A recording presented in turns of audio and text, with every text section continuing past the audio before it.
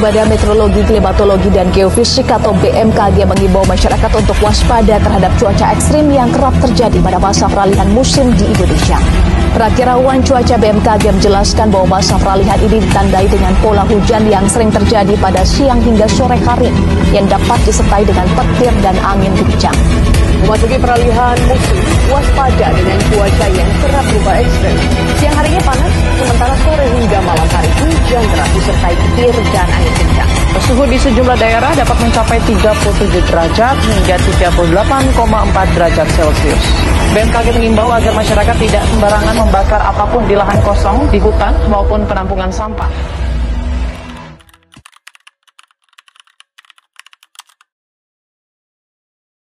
Perubahan iklim sekarang bukan lagi ancaman yang tidak terlihat. Krisis suhu global sudah di depan mata. Terlihat dari hutan yang semakin menyusut, tanah yang mengering dan retak, serta es di kutub yang mencair. Krisis ini bukan hanya tentang suhu, tetapi juga perubahan besar yang mengancam keseimbangan ekosistem. Dampak perubahan ini langsung terasa dalam kehidupan sehari-hari. Hujan tiba-tiba turun di daerah yang biasanya kering, tanah mengering di musim tanam, dan para petani kehilangan hasil panen. Ini bukan hanya masalah lingkungan, tetapi juga tantangan bagi setiap orang yang hidup di dalamnya. Dalam video ini, kita akan mengeksplorasi bagaimana krisis suhu global mempengaruhi kesehatan dan ketahanan pangan, serta langkah-langkah adaptasi yang perlu kita ambil untuk menghadapi tantangan ini. Salah satu penyebab utama dari perubahan iklim adalah pemanasan global, yaitu peningkatan suhu bumi yang terjadi karena gas-gas seperti karbon dioksida dan metana terperangkap di atmosfer.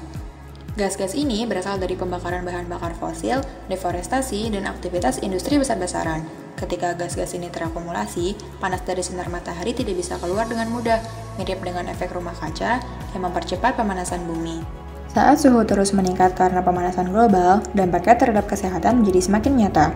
Resiko serangan panas atau heat stroke meningkat, di mana tubuh tidak mampu mengatur suhu internal, berpotensi menyebabkan kegagalan organ atau kematian, terutama pada lansia, anak-anak, dan individu dengan penyakit kronis. Suhu tinggi juga memperburuk kualitas udara, meningkatkan polutan seperti ozon permukaan yang berdampak pada kesehatan pernafasan. Gelombang panas yang lebih sering membuat fasilitas kesehatan kewalahan dengan lonjakan kasus heat stroke, dehidrasi, dan gangguan pernafasan setiap kali suhu meningkat. Gangguan kesehatan merupakan salah satu ancaman dari perubahan iklim. Lalu, bagaimana sih cara kita beradaptasi dalam hal ini?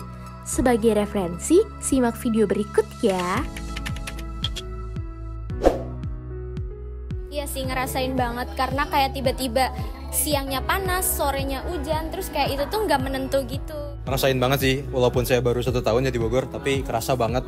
Makin hari bakal makin panas, terus bakal makin random juga, cuacanya gak bisa ditebak, tiba-tiba hujan, tiba-tiba badai, tiba-tiba panas lagi, kadang yang siangnya terik, sorenya hujan badai, jadi kesini makin gak bisa diprediksi lah gitu buat cuacanya. Oh, kalau aku sih kayak lebih memilih untuk berdiam diri di kosan, kalau enggak ya udahlah, kalau misal lagi kelas ya udah di kelas aja gitu. Terus aku juga jaga pola makan sama jaga kesehatan.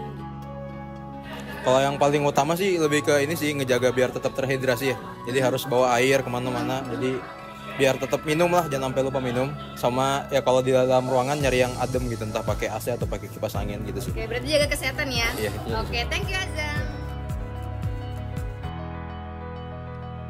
Selain kesehatan, sektor pangan pun ikut terganggu akibat dari pemanasan global. Tanaman pokok seperti padi, jagung, dan gandum semakin sulit bertahan akibat peningkatan suhu dan curah hujan yang tak teratur. Kekeringan yang lebih sering membuat lahan kering dan tidak subur. Sementara hujan deras merusak tanaman yang siap dipanen. Hal ini terbukti saat kami mewawancarai petani setempat. Berikut adalah cuplikan videonya. Saya dengan Mas Rur ya. Di sini rata-rata ya jagung manis sama palawija ya. Karena lahan kami ini kan udah kering, jadi nggak bisa nanam padi lagi. Oh iya, sangat terasa sekali. Jam 6 udah ke kebun, udah jam 10:05 kita udah pulang aja gitu. Paling nggak kebun lagi sore ya, antara jam 4 gitu, habis asar gitu ya. Tanaman-tanaman itu kita keganggu semua, jadi hasil umbinya juga kecil-kecil, buahnya kecil ya, menyusut gitu ya, hasilnya nggak maksimal lah. Lahan kami ini kan udah kering ini, jadi sangat kesulitan sama air. keringan ini hasilnya nggak maksimal ini. Hujan setengah bulan nggak kering tanahnya. Sekarang 1 minggu nggak ada hujan udah kering banget. Digali itu udah 10 cm ke bawah, udah kering.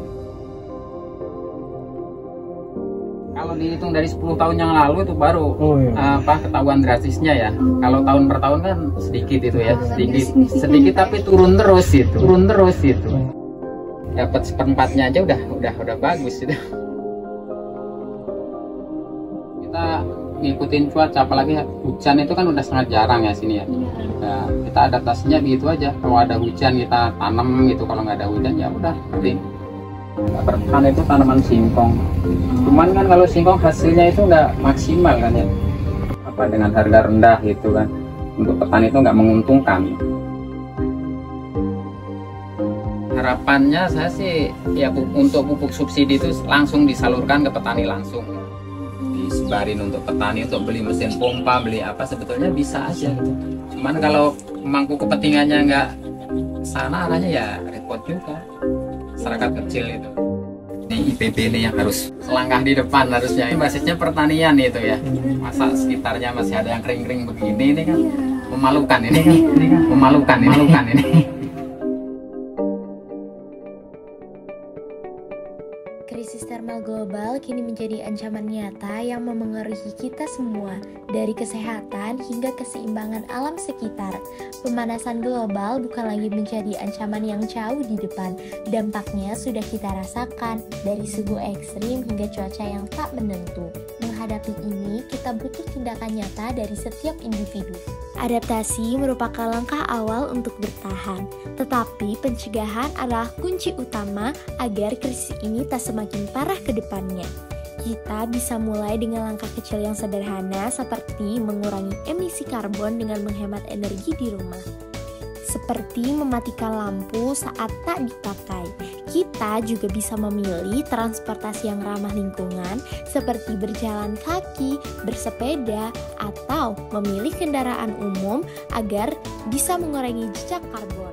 Jika semua langkah kecil ini dilakukan oleh semua orang, tentunya akan berdampak besar bagi kehidupan berikutnya. Selain itu, kita bisa mendukung kebijakan-kebijakan peduli lingkungan, misalnya memilih produk yang ramah lingkungan atau ikut dalam kegiatan-kegiatan pelestarian alam. Kita semua punya peran dalam menjaga bumi ini. Dengan bersama-sama, kita berikan kesempatan bagi generasi mendatang untuk menikmati dunia yang lebih baik, dunia yang lebih aman dan layak untuk dihuni. Mari berkomitmen untuk memulai perubahan hari ini.